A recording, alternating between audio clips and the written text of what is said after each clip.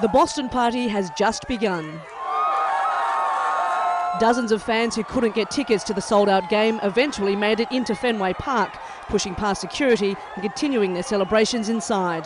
This is unbelievable. This team deserved it. This city deserved it. But the Red Sox victory celebrations are about much more than just sporting glory. All season, this baseball team has carried the hopes of an entire city, which is still trying to come back from an attack on one of its other premier sporting events. We needed it. It was perfect. It's a great way to end the year. Yeah. On April 15, 2 bombs went off at the finish line of the Boston Marathon. 3 people were killed, more than 260 injured. Jeff Bauman was among them. He lost both legs in the explosions.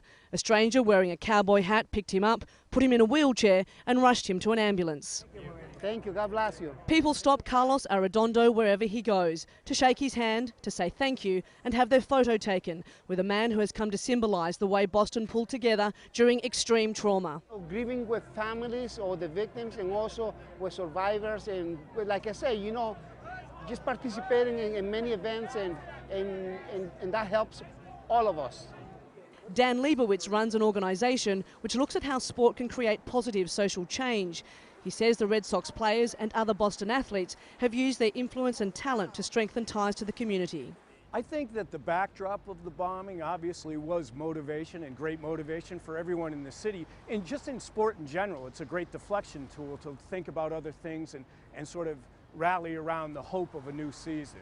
After 6 months of private and public grieving, Boston finally has something to cheer about. Amazing. You got the home crowd behind you, got Boston strong, marathon year, it's awesome. The Red Sox weren't expected to do that well this season, but just as Boston rallied in the aftermath of the marathon bombings, so too did the team. Their win here tonight won't completely erase those painful memories, but it might just help this city forget, if only for one glorious night. Cath, Al Jazeera, Boston.